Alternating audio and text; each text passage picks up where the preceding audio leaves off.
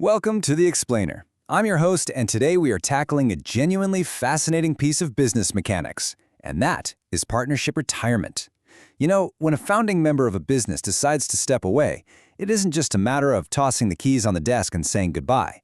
Honestly, it sets off this rigorous, highly structured process governed by accounting principles. They're all designed for one very specific goal: procedural fairness.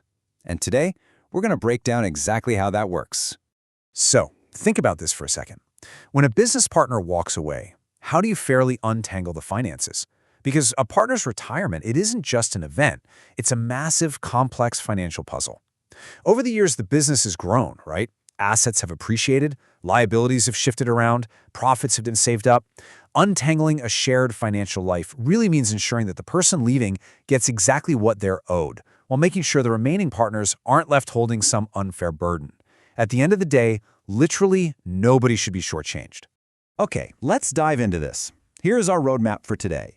We're going to start with what partner retirement actually means, then move on to calculating new profit and gain ratios, discuss how to handle firm goodwill, look at revaluing assets and liabilities, and then finally explore how that final payment is actually made. Number 1. What is partner retirement? Demystifying a business exit. Let's demystify exactly what happens to the business entity itself when someone heads for the exit. The retirement of a partner is defined quite simply as when one member ceases to be a partner, but the remaining partners continue to carry on the business of the firm. And the absolutely crucial takeaway here is that the business itself doesn't die. Instead, the original partnership undergoes what accountants like to call a reconstitution. Basically, the old agreement ends and a brand new one immediately begins with the remaining people. But hey, behind every dry accounting procedure is a real human story. Why do partners actually leave? Well, the sources outline a few really common reasons. It could just be old age, or maybe there are persistent misunderstandings amongst the partners. Maybe the business is taking a loss, or maybe they just want to go start a brand new venture. Legally speaking, a partner can execute this exit by giving notice, if it's a partnership at will, or through a prior agreement, or sometimes just with the mutual consent of everyone involved. Number 2. Calculating profit and gain ratios. Dividing the remaining pie. Think of the business's profits as an actual pie. When one person steps away from the table, their slice has to be reallocated among the fewer people who are left. And here we can translate two massive pieces of accounting jargon into plain English. First, we have the new profit-sharing ratio. This is exactly what it sounds like. It dictates the total size of the new slice the remaining partners will get going forward.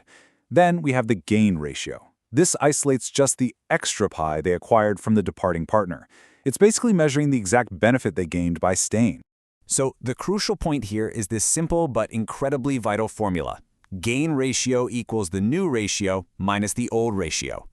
By taking what they are getting now and subtracting what they used to get, we isolate the exact mathematical benefit of that partner's exit. Keep this in the back of your mind, because this is going to be incredibly important in a few minutes when we talk about goodwill. Just to see this formula in action conceptually, imagine we have partners X, Y, and Z, and they're sharing profits equally at a 1-to-1-to-1 ratio. Okay, now Z retires. Z's share doesn't just vanish into thin air. It gets acquired by X and Y. Let's say in this specific scenario, XY acquires Z's piece in a 3-to-1 ratio. When you actually sit down and do the fractional math, X and Y's new profit-sharing ratio becomes 7-to-5. It's a clean, totally logical reallocation of future wealth. Number 3, how to handle firm goodwill, valuing the intangible.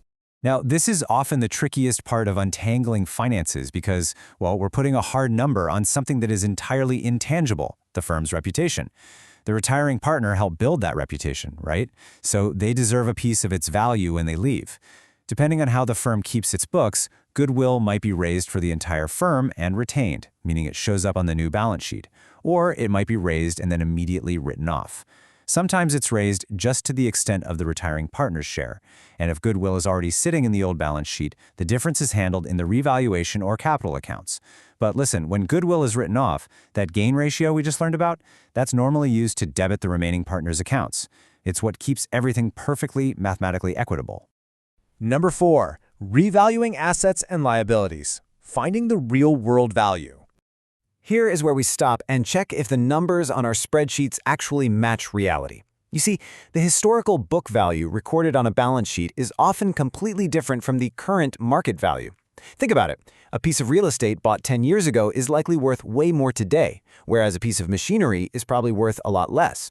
The retiring partner absolutely deserves their fair share of any hidden appreciation, but fairness also dictates they have to shoulder their share of past depreciation. So, to track all these value shifts, accountants open up a temporary ledger called a revaluation account, or sometimes a profit and loss adjustment account. It's pretty straightforward. If the firm's assets have gone up in value or its liabilities went down, well, that's a profit. If the reverse is true, it's a loss. Whatever the final balance of this account happens to be, it gets transferred over to all the partners' capital accounts based on their old profit-sharing ratio. And right before that partner walks out the door, all the old piggy banks have to be broken open too. Any reserve funds, general reserves, or accumulated profits and losses just sitting there on the balance sheet, those must be distributed fairly among all the partners based on their old ratio. It's really all about clearing the slate completely. Number 5. Making the final payment. Cutting the final check. Okay, after all the adjustments, it's finally time to cut the check. Once we combine the partner's original capital balance, plus their share of the revaluation profit or loss, their share of accumulated reserves, and of course their piece of the goodwill, we arrive at the absolute, mathematically true amount that they are owed. So how does this actually translate into real-world practice? Because let's be honest, not every firm has a giant mountain of cash sitting around to pay out a retiring partner all at once. The ideal scenario is a lump sum, the entire amount paid right then and there. But if that's not possible, the amount due can be transferred to a retiring partner's loan account and paid out in installments over time. It can also be partly cash up front and partly a loan. And importantly, interest can be paid on those loan balances, which ensures the retiring partner is actually compensated for having to wait for their money. I really want to highlight this quote directly from the source material. The benefit of such change in the value of assets and liabilities will be given to the retiring partner as well. This right here, this summarizes the core thesis of this entire explainer. Every single dry accounting rule, from the revaluation accounts to those gain ratios, exists for one very specific reason: to protect the fairness and the equity of everyone involved. Which leaves us with this final thought. When the time comes for a partner to step down and you have to untangle a shared financial life, will your books be ready? By understanding the mechanics of Reconstitution, you ensure that the exit isn't just legally sound, but fundamentally, undeniably fair. Thank you so much for joining me on this explainer, and as always, keep learning.